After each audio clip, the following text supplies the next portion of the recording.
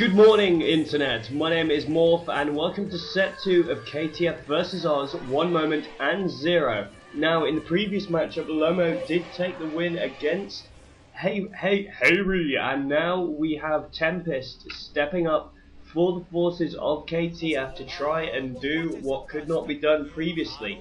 Now, Lomo is actually even stronger in versus Protoss than he has been in versus Terran, although having played even less matches. He's played barely any matches against Protoss, but has been doing very well in that, giving him a wonderful percentile of 58%, whereas Tempest, on the other hand, it does not have that much of an amazing win ratio against the forces of Terran, with a percentile of 42%. The map we are playing on right now, my friends, is Colosseum 2. It's been played a lot recently, as has the previous map, Destination. Now, this map is a lot more balanced than the previous map. Well, actually, it's irrelevant how balanced the previous map was, as obviously it's a mirror match, but nevertheless, this is a 55% matchup. I'd say it's probably more advantageous once again for Lomo going into this, as it is not at cross positions. Now, some of you who've been watching quite a lot of StarCraft recently will probably know that if Lomo tries to do any cheese that he used previously against Tempest, he will be crushed into the ground by the Tempest goons. Because if you did not see Light versus Tempest, I do believe it was Light versus Tempest, you should watch that match, Internet, because that match was a supreme bit of cheese. It is cheese like I cannot even tell you. It is cheese like no cheese has ever been seen before. Anyway, I'm sure you knew about that matchup.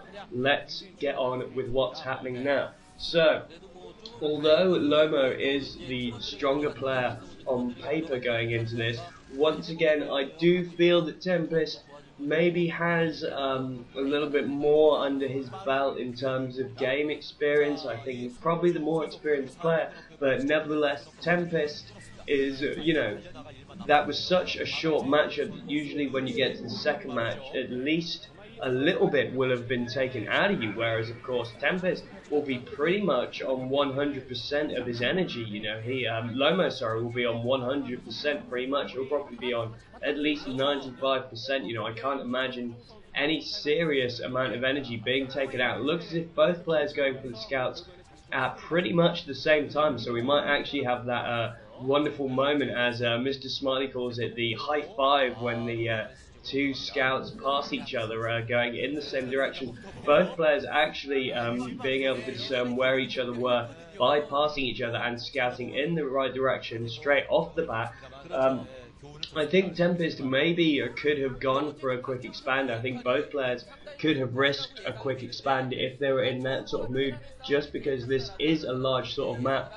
Fortunately for them though, as of course it wasn't at cross position, it might have actually blown up back in their faces if they had gone for that. So both players quite wisely playing a very standard, just going for a normal opening cybernetics core for Tempest with a Dragoon out. I think he was quite wisely basically just checking that there was nothing funny going up there, going up to his expansion, just making sure that Lomo wasn't up to his old tricks again. And I think definitely after Tempest battle with Light, he will still have some sort of lagging paranoia of the cheese and just wanting to make sure that nothing of that sort would be going on. Here comes in another scouting SCV, but obviously with that Dragoon there, it is able to get past it though, but unfortunately that second Dragoon is there. The scouting SCV goes down and no build order information is able to be discerned. As you can see, Lomo is going for the instant expansion.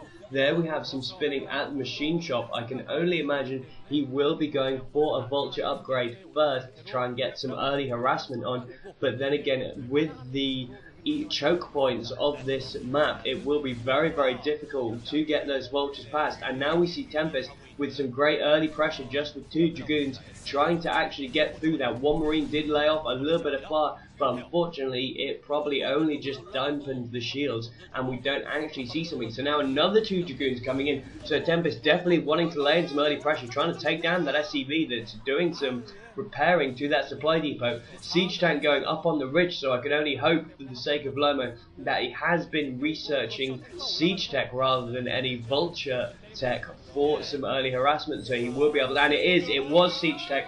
That's thoroughly wise from Lomo. Now that he is sieged up on that ridge, he will be able to hold this ramp severely, especially with those SCVs there to repair. But one of the supply depots does go down, and so there is a slight hole in the front door. And if 2 more Dragoons arrive, and the +1 attack will have been done. No, it will have not been done. There is no forge. There we have the Nexus there. Then Tempest really could have tried to plug in, but no, he's going for the Robo. He's not going up for the upgrade. He is going for the Robo. We are probably going to see some Reaver harassment. He's going to maintain a soft contain with his Dragoons, with this early bit of force, come in and take down the expansion. Quite wisely though for Lomo, we do see quite a few missile turrets going up, exactly knowing what is going on, because he will know that because not as many Dragoons as he would like to have seen are pushing at him, and also he will be able to notice how much they have been upgraded. I don't know if he's maybe actually going to try and float that supply depot all the way over to Tempest base and try and get a look. We will have to see what's going on. He could have just been trying to position that supply depot to act as a defense for his missile turrets. We will find out. As I'm sure you can see, there is the Robo in. There is the observatory going out before the support there. I think that's really interesting. So definitely wanting to get a scout off rather than going for that quick Reaver drop. We'll see if that does pay off. And so we have more spinning going off, so I could only presume now he is trying to get that vulture run by done. But once again, with the intense choke points of this map, I'm just not sure. Once again, it looks as if we're going to see the proxy tech for the Robo facility possibly there, just because obviously it's a very commonly used Protoss tactic to keep that crucial tech building a bit more hidden. Now we have the armory, so we will start to see progressively more and more tech. Looks as if, I think this is really nice from Tempest actually. Tempest going for basically an double expand, which is something that you usually would see a Zerg player though. So definitely very wise. He knew that he wouldn't be able to break through and do any harassment to Lomo's expansion there, so instead set up 2 expansions of his own, knowing if he couldn't make his opponent's economy less, he must instead make his own economy more. Definitely very wise now. Now we do have that observer out on the field trying to have a look-see. There are quite a few missile turrets, but at least he will spot this timing push coming in. Hopefully the Dragoons will be able to get up in the faces of these siege tanks and be able to take them down. Hopefully they won't get destroyed by too many mines. And now, thankfully, with that wonderful blockade, Lomo will probably think, though, that this is the only expansion. He will probably not be expecting that there is another expansion going up. And now Dragoons coming in from behind, and taking down the siege tanks. That is wonderful play from Tempest. And there is the Zoom of Doom on Lomo, quite rightly. And now one of the Vultures, has discovered the second expansion. Now he knows that his opponent is on a 3-base economy, loads of mines being set up in the general area. Thankfully there is an observer to be able to take those down. Once again, Vultures coming up, getting quite a few probe kills now. Once again, engineering bay in the area to be able to lay down a little bit of pain and knowledge, and it looks like quite a few probes have gone down. A shocking number of probes have actually gone down to those Vultures, and so quite rightly in reply, Lomo is setting up another expansion of his own. Excuse me there, internet, got a little bit nasally for a moment, just had to clear my throat. So yes, although his timing push was defeated by getting pincered by those Dragoons, he was able to respond by, while Tempest was focusing his attention on taking down that siege tank force, the Vultures were able to get into the base of Tempest and do some pretty good economy damage. And now with an expansion of his own going up, nice pylon blockade there, unfortunately not able to break through with those Vultures to do a repeat amount of harassment, but by the fact that Lomo has an expansion of his own going up, he's been able to damage his opponent's economy, and Tempest's double expand will be nullified by the nearly completed expand of Lomo.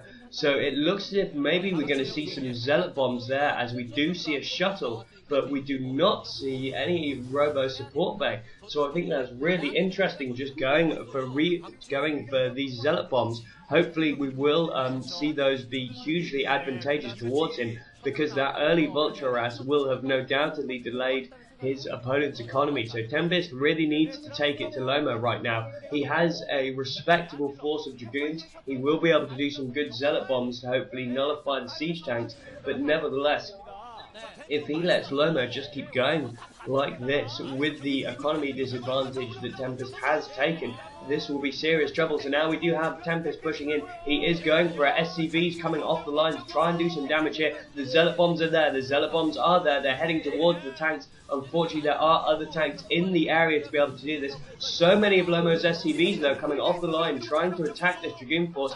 I can only imagine that